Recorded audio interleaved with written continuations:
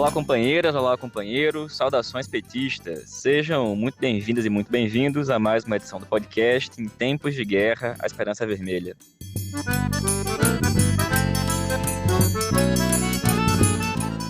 Hoje é segunda-feira, dia 19 de outubro. Eu sou o Patrick e conduzo a conversa junto com vocês. No episódio de hoje, o companheiro Daniel Valença fala sobre a vitória do MAS na Bolívia e a derrota do golpismo. A companheira Suelen Aires comenta as eleições em Porto Alegre. E Rafael Tomiyama, na cidade de Fortaleza.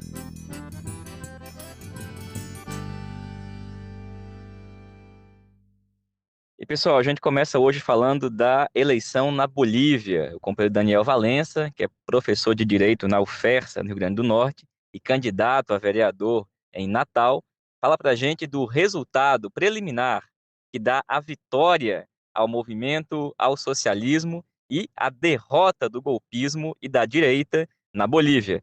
Olá, Patrick. Olá, ouvintes do podcast Em Tempos de Guerra, a Esperança Vermelha. Aqui é Daniel Valença, professor da UFERSA, vice-presidente do PTRN, candidato a vereador em Natal, mas estou suspendendo rapidamente aqui as atividades de campanha para mandar esse áudio analisando e comemorando a vitória das classes trabalhadoras indígenas originárias ontem na Bolívia. O que aconteceu ontem é a prova cabal de que houve um golpe de Estado em 2019, golpe de Estado este organizado por Trump, pela OEA de Luiz Almagro, pelas elites locais oligárquicas, pelas multinacionais interessadas no lítio, no gás e em todas as empresas públicas que o governo Evo Lineira criou e também pelas forças militares e policiais. Primeira consequência ou a primeira lição dessa vitória é que o golpismo só é derrotado na luta. Eu comentei em outros episódios do podcast que houve uma greve geral que paralisou a Bolívia por quase 2 semanas para obrigar a ditadura de Jeanine Áñez a realizar as eleições que aconteceram ontem. A segunda lição ou consequência é que o governo que assumirá, apesar deste recuo dos golpistas em admitir que realmente foi o MAS e PSP que venceu as eleições, necessariamente eles vão tentar reacumular forças para novamente desestabilizar a democracia e o cenário político boliviano. Então, disso só há uma alternativa, que é não sucumbir, não recuar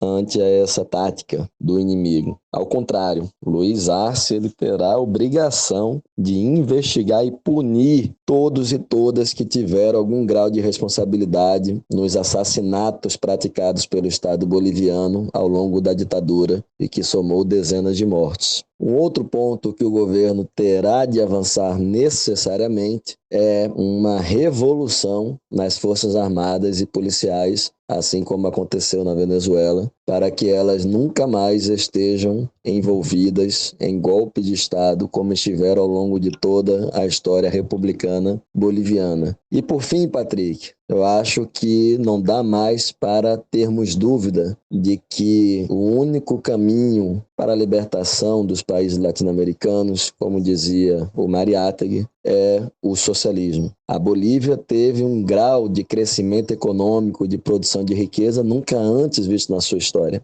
Bancos, grandes empresas privadas ganharam muito. A economia chilena era proporcional a 14 vezes a boliviana. No final do governo Evo, já havia acontecido a redução para 7 vezes a economia boliviana.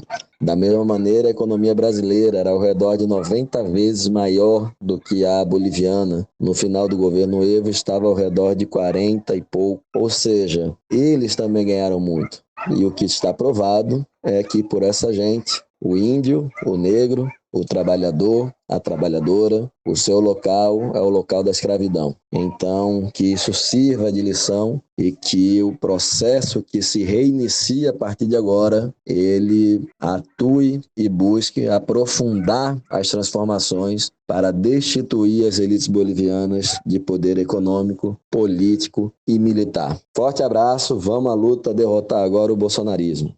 Valeu, Daniel. Obrigado, companheiro. E, gente, aqui no Brasil, a gente continua comentando as eleições municipais. Hoje, a gente vai ouvir a companheira Suelen Aires Gonçalves, que é da direção do PT Gaúcho, secretária de Mulheres lá no Rio Grande do Sul. E a Suelen comenta para a gente o cenário eleitoral das eleições lá em Porto Alegre.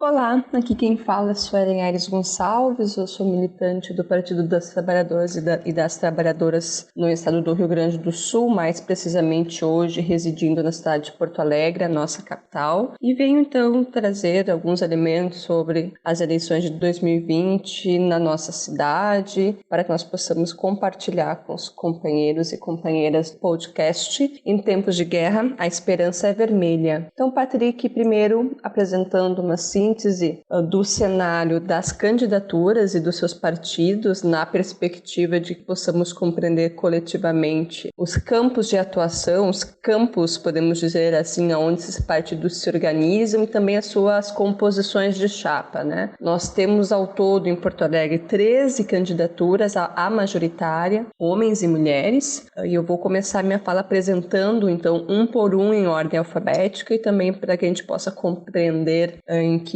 espaço, digamos assim, no aspecto ideológico, essas candidaturas se encontram. Então, em ordem alfabética, vou começar com a companheira Fernanda Melchiona. Fernanda Melchiona é atualmente deputada federal pelo PSOL, então apresenta sua candidatura aqui pela capital, Porto Alegre. O próximo candidato que eu vou apresentar aqui é o Gustavo Paim. Gustavo Paim é o atual vice-prefeito de Nelson Marquesa Júnior. Gustavo Paim é do Partido Progressista, do PP, uma candidatura alinhada ao governo Bolsonaro, uma candidatura ideologicamente de direita. Nessa perspectiva se apresenta enquanto candidatura aqui em Porto Alegre. A terceira candidatura do João Derli, do Partido Republicanos, é um ex-atleta, podemos dizer assim, então tem essa trajetória política, digamos assim, mais recente. Sua vida pública se deu inicialmente, né, ao esporte. Ele é um ex-judoca. Quarta candidatura é José Fortunati, do PTB. José Fortunati já foi prefeito da nossa cidade, então tem uma inserção importante em alguns setores, tem uma memória também importante a ser apresentada. É uma candidatura que está, digamos assim, no nosso radar, né? Nenhuma perspectiva de possível segundo turno, mas depois eu vou falar um pouquinho sobre isso com vocês. A companheira camarada Juliana Brizola neta, né, de Brizola, do partido do PDT. Então a Juliana tem essa memória da família, uma família tradicional da política brasileira, em especial aqui do Rio Grande do Sul. A Juliana vem então apresentando uma chapa e dialogando com os setores da educação, dentre outros, mas em especial o tema da educação forte, né, nesse resgate do trabalhismo. A próxima candidatura que eu vou apresentar aqui rapidamente é do Júlio Flores, do PSTU, então a nossa esquerda, podemos dizer assim. A candidatura do Luiz Bairros, a candidatura do PCO, que também se apresenta aqui na nossa capital. A nossa candidatura, Manuela Dávila, do PCdoB, com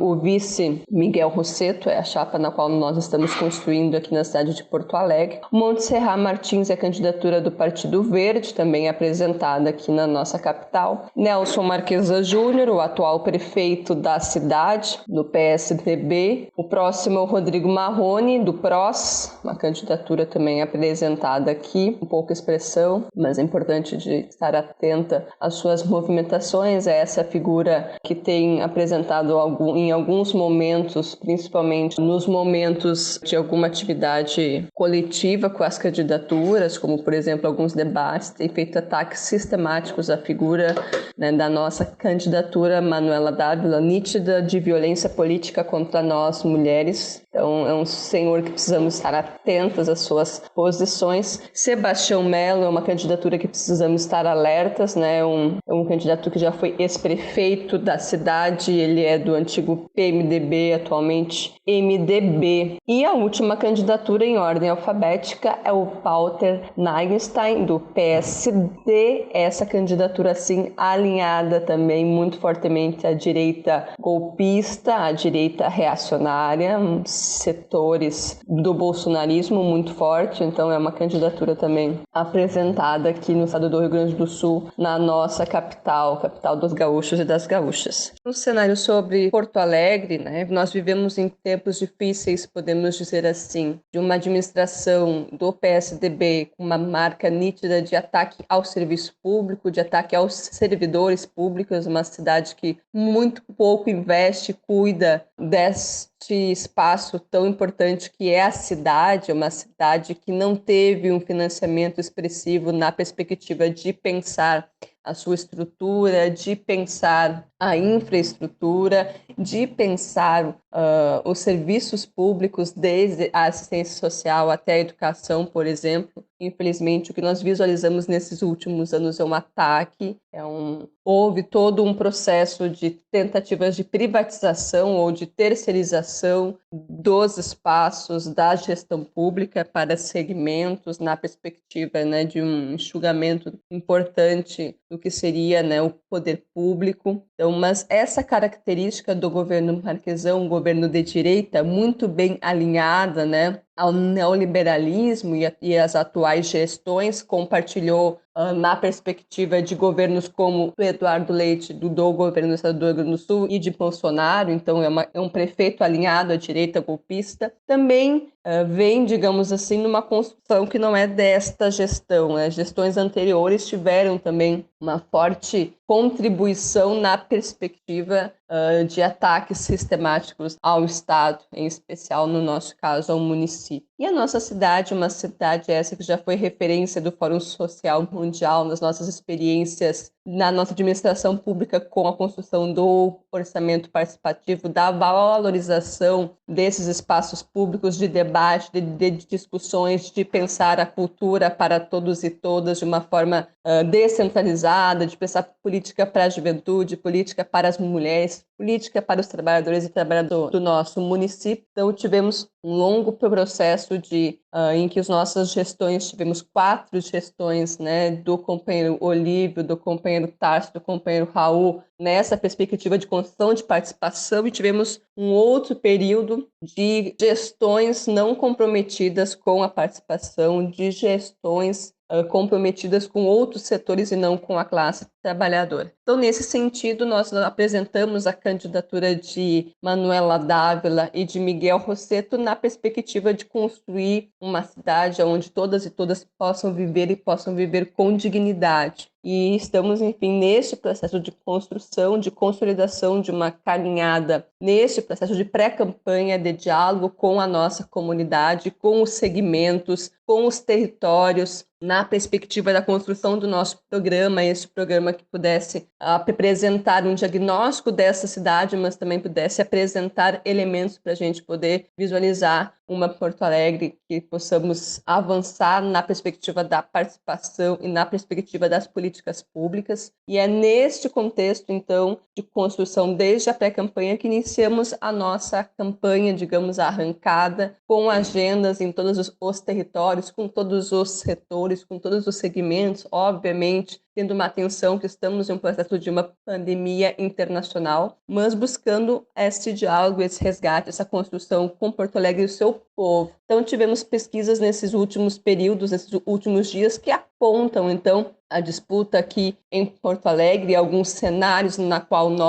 a nossa candidatura, né, a candidatura de Manuela Dávila se apresenta como a que está em primeiro lugar, com 22,2%, seguido de Sebastião Melo, com 12%, e José Fortunati, com 12,6%. A candidatura de Nelson Marquesão, atual prefeito, é o 4º lugar nas últimas pesquisas, com 6,5%. Então, a nossa disputa para o segundo turno está colocado entre Sebastião Melo e José Fortunati. Estamos nessa construção, na perspectiva de avançar e manter a liderança para o segundo turno, tendo essa perspectiva dessa construção de uma unidade do centro-esquerda, na perspectiva de uma construção de pensar Porto Alegre rompendo, né, com este processo de algumas gestões de não participação, de não construção de políticas públicas, de enxugamento do Estado, de parcerias público-privada e de construções que não beneficiam o conjunto da classe trabalhadora, projetos esses alinhados com setores antipovo. Então, em síntese, seria isso, Patrick, mas estamos aqui para qualquer outra dúvida, esclarecimento, que possamos falar sobre a nossa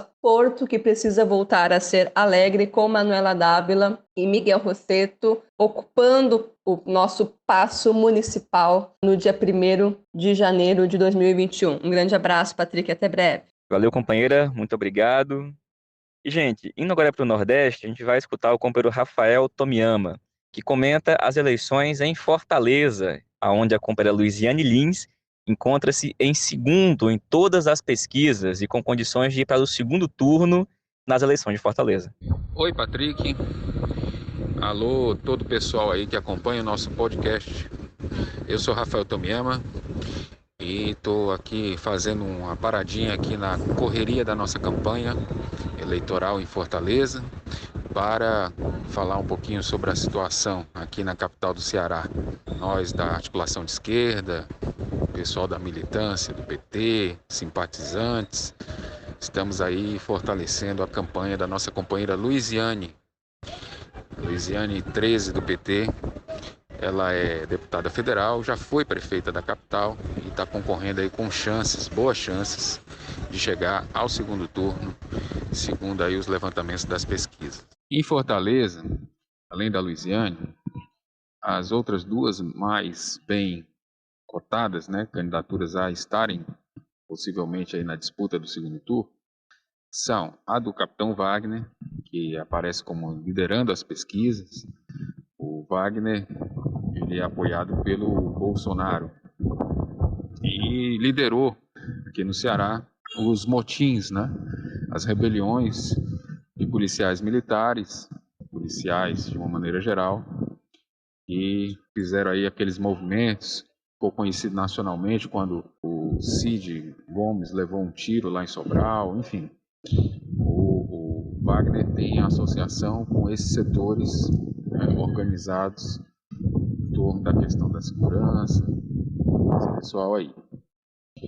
E o outro candidato, que é deputado estadual, que é o Sarto, apoiado pelos Ferreira Gomes e também pelo atual prefeito Roberto Cláudio. Então são duas grandes estruturas, com seus apoios, que concorrem aí com a nossa companheira Luiziane. Segundo os últimos resultados das pesquisas, o Wagner tem aí cerca de 28% a 33%, varia aí dependendo do levantamento, e parece que não cresce muito mais do que isso, parece que tem um viés aí de manutenção e até queda, A Luiziane se mantém em torno de 23%, 24%, muito bem, em segundo lugar, muito bem posicionada, e tem boa chance de ir para o segundo turno. E a candidatura dos Ferreira Gomes teve aí uma variação de 10% a 15% e tem possivelmente a candidatura do Sarto tem alguma chance de também fazer uma concorrência aí dependendo da configuração daqui a alguns dias. Nós estamos aí há 26, 25 dias mais ou menos da eleição, é um quadro indefinido. Qualquer uma dessas três candidaturas pode ter aí mais chance de chegar realmente ao segundo turno. Além dessas candidaturas, tem outras do PSOL, do Solidariedade, do próprio PSL, mas parece que são candidaturas que têm menos densidade, menos condição de estar no segundo turno, numa disputa, ou de surpreender totalmente o resultado, que parece bem disputado entre os três outros candidatos. Foram o Capitão Wagner, a Luiziane e o Sarto. Isso faz com que o PT tenha uma perspectiva forte de ir para o segundo turno, de disputa e até de vitória eleitoral.